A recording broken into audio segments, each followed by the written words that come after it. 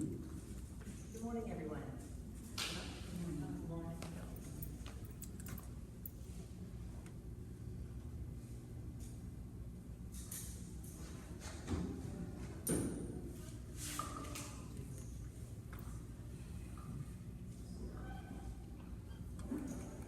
Test, test, test, test. It was on when I tried it earlier. Test, test, test. I'm gonna see, Megan, can you see if it's a battery issue? Yes. Yeah, it is. It is a battery issue. We can start with that, Lauren. I know you've got a strong enough voice. Good morning again. Thank you for coming. There's a lot of information that we have been listening to, and there's still a lot of information that's kind of out there in the open and not totally designated for funding dollars and how this will roll out, when it will roll out. But the good news is that with the legislation that passed recently, every family is eligible for a scholarship. The universal voucher is now going to be in place in Florida. So regardless of income, you will be eligible if you have a child that's in K through 12 to use your funding educational dollars in a place of your choice. There's also, we also still have the right to do whatever entrance testing that we do and acceptance that we do based on what's our criteria. So that's all a good thing. But you'll hear more today, and we'll be sending you more information about how it will look. We have experts with us here, and they're going to introduce themselves and tell you more about the program and listen to some of the questions as well. Good morning, everybody. You guys are bright-eyed and bushy-tailed this morning. If you're not, grab some coffee in the back if you need it. We're so excited to be here. My name is Lauren May, and I work at Step Up for Students. I work with all of the Catholic schools across the state, and I'm also the director of advocacy. So I work with parents who have the scholarship, and we bring them to talk to lawmakers about increasing options for families in Florida. I think they want me to use this. I have a loud voice, but they're recording, so. We're super excited to be here. I used to be a Catholic school principal at St. Pius, which is one of the inner city schools downtown, which now merged into Guardian. And I also work at San Jose Catholic as the assistant principal. So excited to be here with you guys, and I'll let my colleague Kate introduce herself. So I'm Kate Coughlin. I'm the regional manager for Northeast Florida. So I help work with schools in conjunction with Warren and the Catholic schools, but also other schools in Northeast Florida. So help with parent training, school training, again, understanding the programs and application processes. So I'm here to support Lauren today. I also come from Catholic schools, so near and dear to our heart. I was assistant principal at San Jose Catholic School as well. So happy to be here, excited to share more info with y'all. And we both have kids in Catholic schools. So mine go to Holy Family and hers go to San Jose. So we are really big supporters of Catholic education. We believe in it, and we're so excited to be here with you guys. So let's get started, because I'm sure you guys want to get on with the rest of your day. The first thing I want to tell you is a little bit about House Bill 1. House Bill 1 is the largest expansion of school choice in the nation. It was a really, really big bill, and Governor DeSantis signed it into law on March 27th at a Catholic school down in Miami. So it is now law, and it goes into effect officially on July 1st. So what it does, the main things that it does is, number one, it creates universal eligibility. So what that means is, if you have a child in kindergarten through 12th grade, you can now get a scholarship to either pay for your child to go to private school, or you can use the Personalized Education Program, also known as PEP, which is for students who want to educate their children, or parents who want to educate their children from home. You can get this scholarship now and use it. So if you guys have any friends who homeschool their children, definitely want to let them know that this is available. It was not available previously for families who were educating their children from home, or were going to like a micro school or have a tutor. All of those are now eligible things. The way that it works is, the first priority of families that will be awarded are the poorest families. So basically they have to be 185% or below poverty. Then there's up to 400% poverty is the second priority, and then all other families will be non-priority. But we think that even if you're non-priority, we should have enough money. We don't know for sure exactly how much we'll have, but we think that you'll still be able to get a scholarship. The Senate and the House right now are doing budget conferencing where they're talking about how much money they're going to allocate for the scholarships. And then the other big thing that it does is it turns the FES, EO, and FTC scholarships into educational savings accounts. That's also known as ESAs. And what an ESA is it allows the family to direct how they want to spend their education dollars. However, House Bill 1 has a little caveat that if you attend a private school, you have to use your money to pay all of your private school tuition and fees first.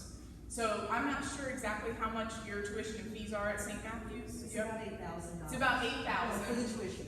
for the tuition. So most likely, all of your scholarship dollars will have to be allocated to St. Matthew's. Most of our Catholic families will not have extra money to spend because the tuition is higher than the amount of the scholarship.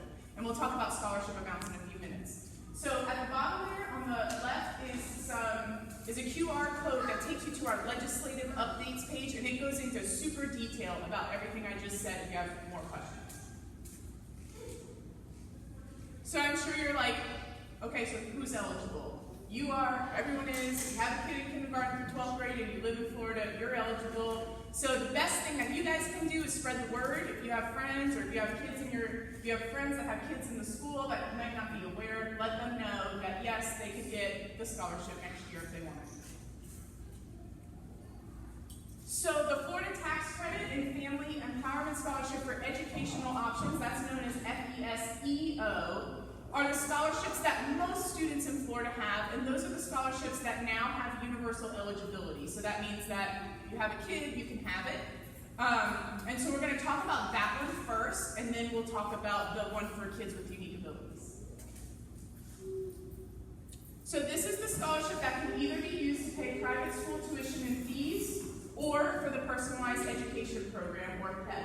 So you can pay all of your tuition to St. Matthew's, most likely, and if you happen to have any remaining money, then you could buy instructional materials, curriculum, tuition fees, testing fees, etc.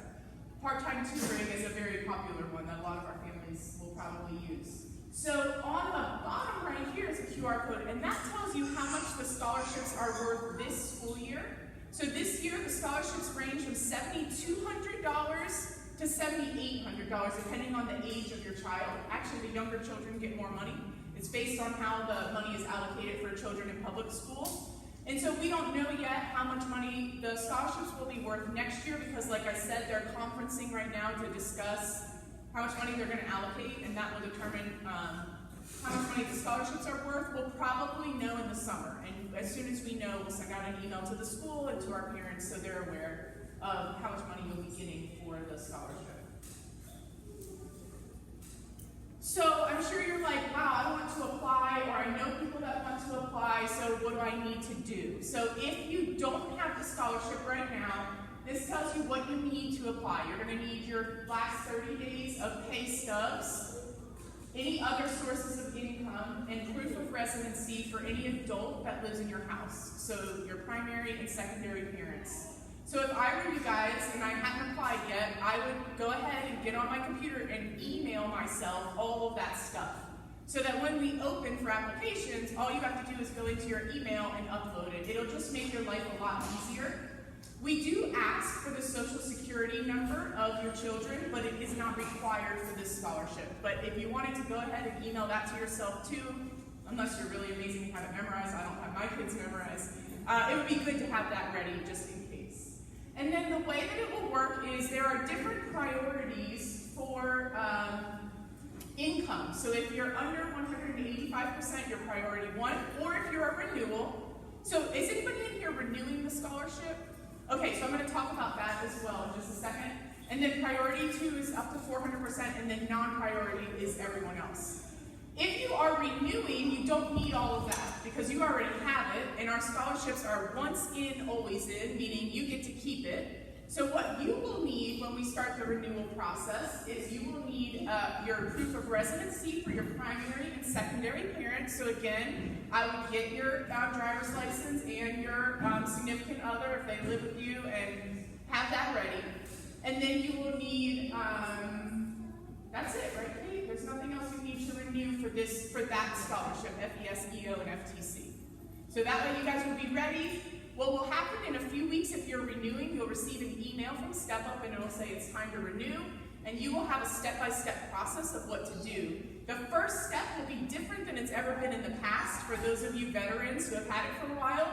The first thing you're going to have to do is actually make a login to our brand new, updated, state-of-the-art portal.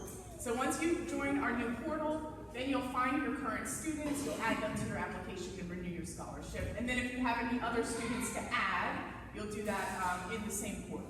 So it's pretty great. And with the new portal, the existing families will get a training guide, if you will, of how exactly what to do for the steps for using that new portal. So no need to worry about that. So if you don't have the scholarship now, or if you have friends that don't have it, you want to join our interest list today. That is basically like a way that we email out updates about the scholarship so that when we open, all those people will get the first email to say you can now apply. If you already have it, you don't need to do that because you'll get an email because you already have it. But for those that don't have it yet, this is a great thing to join. So now we're going to talk about the Family Empowerment Scholarship for Unique Abilities, and that's called FES-UA. And you'll notice here it says K-12, but actually for FES-UA, this scholarship is available to children starting at age 3. So I'm going to talk to you guys about what that scholarship is. So this is a scholarship for kids with specific disabilities, and there's a list on our website, and you can scan this QR code to see the entire list of disabilities that are covered. But many of the students in our Catholic schools, or probably some of your kids, probably have a disability that's covered. And what I like about this scholarship is it gives you more flexibility and it gives you more money to serve kids with disabilities. So if you have a kid with an EpiPen or anaphylaxis, kids on autism spectrum disorder, a child with a hearing impairment, other health impairment, which includes multiple things like ADHD, ADD, asthma, diabetes, specific learning disability, which also includes multiple things, including dyslexia, dysgraphia, and there's many, many more. So if you think you might have a child with a qualifying disability, even if they're on the FES-EO-FTC scholarship, I would encourage you to apply for this one because it's more money and you get more options. And I'm going to kind of go into what you can do with this money now. So when you're applying for this scholarship, you need 3 things. You need a letter from a licensed physician or psychologist. And what the letter needs to say is this is to confirm that, Logan May has asthma, and then they'll sign it, and they have to put their license number. Those are all you need in the letter. It can just be 1 sentence, or however long your doctor wants to make it. And then you will need their birth certificate, and your proof of residency for only 1 adult in your household. So whatever parent is applying usually is the one that will put their proof of residency for this scholarship. So it's really not hard, but again, if you're interested in applying, now is the time to get your documents ready. If you have this scholarship now and you're renewing it, all you need is your proof of residency for 1 parent and your child's social security number. The social security number of the child is required for this scholarship. So if you are wanting to get it, you'll need it, or if you're renewing, you're going to have to type it in. And that's a safety feature that we do. We got it last year, we get it every year, but we don't save social security numbers just as a safety, so that's why you have to put it in each year for this scholarship.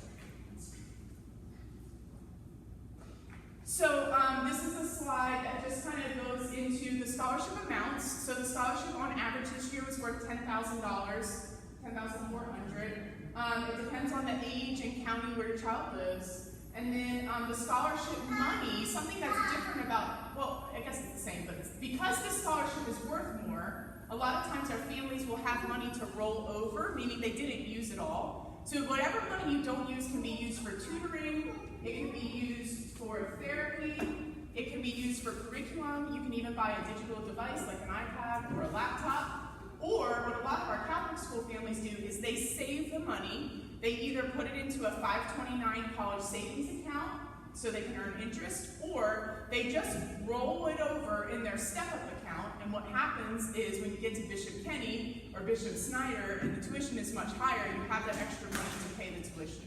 So that would be whatever your family decided. But it's great to have that extra money for your child if they needed extra therapies, or just to save it so that when you get into the high school or tuition is higher, you'll have that money to spend.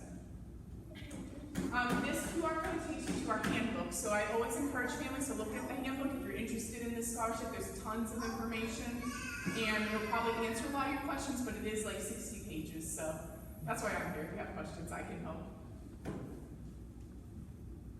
So again, if you're interested in this scholarship, you want to join our interest list today, because applications will be opening very soon, and you'll get the email that says it's time to apply before everybody else. And that is it for today. So I thought I would open it up to questions. If you guys have any questions about the new bill or about the scholarships that are available or anything else. Yes, ma'am. So technically, I've had 2 kids on the scholarship for a few years now, but I have a third one that will be this coming up here. So where do am I like existing and new, or? So that's a really good question. So she said she has 2 kids on the scholarship and one probably going into kindergarten, or maybe one that's like in public school and coming over. So yes, you will go into our new portal and find your current students and renew their scholarship. And then you're going to add your new student, the sibling, you'll add them as a new student. And so when you do that, it should be pretty easy, but you want to have all your documents ready just in case you're asked for your income documents. We will ask all families, what is your income? And even if you have it now, which it's fine, but you need to put the true and accurate income, because we have to have that to show the state. That helps us get the average. So even though it's once and always in, a lot of families will have it and then maybe get a raise and make more money. You want to be honest when you write in how much money your family makes, just because that allows our reporting and auditing to be accurate. It won't affect whether you get the scholarship or not. But great question about the siblings. So yes, you'll renew your first 2, then add your other one, all in the same portal. One other great thing about the portal is if you have one on Unique Abilities now and one on FES-EO, which a lot of our families do, it's in 2 separate places. Now they'll all be in the same portal, so you'll be able to do everything in one place. You won't have to log in here and log in there, which is nice. One other thing, if you are renewing, I forgot to mention this, very important thing for you to have, you need your current username and password for the current Step Up website. So, a lot of families just have it memorized and they just go log in and you just click log in because Google memorized your password. You've got to know it to find your student in our new portal. So make sure you have that ready. Yes, ma'am? For the current family renewal, Yeah. would there be a decrease in funding since it's now universal? Very good question. So she said, will there be a decrease in funding because of now everybody's eligible? And no, we do not expect there to be a decrease in funding. Like I said, the House and the Senate are conferencing now and talking about it. And it's based on the way the scholarship amount is determined is actually based on the public school amount. And they're talking about raising the public school amount like the most ever this year. They've done that every year, which is how our scholarship has raised every year for the past several years. So we believe it will at minimum stay the same, possibly go up a little bit, and we'll know definitely in the next 2 months how much it will be. But you don't have to worry about like it going down to $5,000 or something like that. We don't think that will. Good question. Yes, ma'am. When you renew and you're adding another student, are they priority or do you have? Okay, great question. So she said if you're renewing for your one kid and then you're adding a sibling, are they priority? So currently, they were last year and all years prior, they were, because the law stated that siblings had priority. But with House Bill 1, that goes away. Also, the military eligibility goes away. So right now, If you have a spouse or if you're in the military, then your children can have a scholarship regardless of your income. But now, because everybody can have a scholarship regardless of their income, including siblings, including military, law enforcement, that priority goes away. So you'll apply as a new applicant, but the earlier you apply, no matter what happens, every one of our scholarships, ever since we've been in existence for 20 years, is first come, first serve. So as long as you get in, as soon as we open and add that sibling, you should be fine. Okay. Yes, ma'am?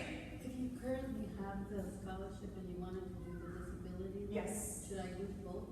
Great question, and I bet many families will have that question. So if you currently have FES-EO or FTC, and you just realize you have a kid with a disability that could get the other one, what do? So you would want to renew your current scholarship.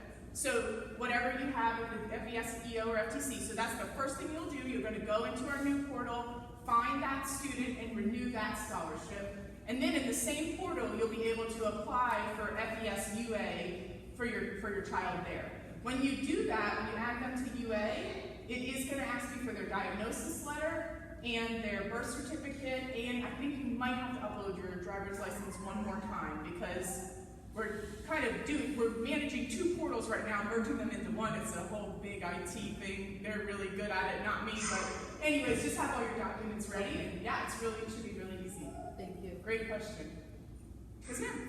Is there like a date that this might possibly? It's definitely going to be in the next couple of weeks. We don't have a specific date because I'm not kidding you guys. This House Bill 1 is massive, and so getting it all worked out and figuring out how to implement it is a really, really big project. So we're working really hard to get it as soon as possible, but definitely in the next few weeks. Yep. Yes, ma'am. How does it work when you're, if your kid qualifies for both? Yes. For both finance and unique ability, what happens after you get approved for both? Oh, very good question. So her question was, what if you get approved for the unique abilities and the universal or the private school scholarship? You would, once you get awarded, you'll probably get the universal private school scholarship first because that one has more money and it's easier to process. The unique abilities, you might not find out for a couple of weeks if you got it or not, and then you could go on a wait list. So if you do get awarded, then you will be able to say, I don't want the private school option, I want to get unique abilities, and we'll just cancel one and then you can have the other. It happens quite a lot that families will be awarded both and then they get to select the one they want. Usually you'll select the unique abilities because it's more money. But make sure that you check your email, that you are very active as a parent, because we will not reach out and say, which one do you want? Yeah. So you will remain in the existing one unless you call and say, I want to decline the initial scholarship and take this scholarship. Because there's a conflict. You can only have one scholarship, you can't sit with both. So. Well, yes sir. For unique abilities, we were approved last year, but we were not funded. Okay, you got on the wait list. So we were Yeah. waitlist. Does that move us up in priority this Yeah, year? excellent question. So if you are on the wait list this year, one of the other great things House Bill 1 does is it eliminates the wait list. There's enough money for, at minimum, for us to serve every kid on the wait list. So you will get awarded this year when you apply, which is super exciting. And then if you guys happen to have a kid that gets onto the wait list for next year, you'll be at the priority for 2024. So every year, the way the law is written for FES-UA, kids on the wait list have priority over kids just coming in. So you're good to go. Thank you guys so much. I'll be here. Kate and I will just stay up here if you have any other questions, because sometimes I know you have like a personal question. So we are here, and if you have any additional questions later, just reach out to the office staff. We work really closely with them. They are fabulous. And so we'll be around. Yes, sir. One more? Yeah. Are we still going to be required to do it every 6 months or every 3? Oh, very good question. So our new system, the way that what will happen is you'll get awarded your scholarship. Then you'll let the school know, so you'll give them your award number like you have done in the past. And then the school is going to say, all right, I'm going to award, I'll just use my kid, Logan May in second grade, and this is Logan's tuition, $8,000. And then you will get an email that says, do you agree to enroll Logan May at St. Matthew's for $8,000? Then you go into our system, which is called Emma, and you say yes.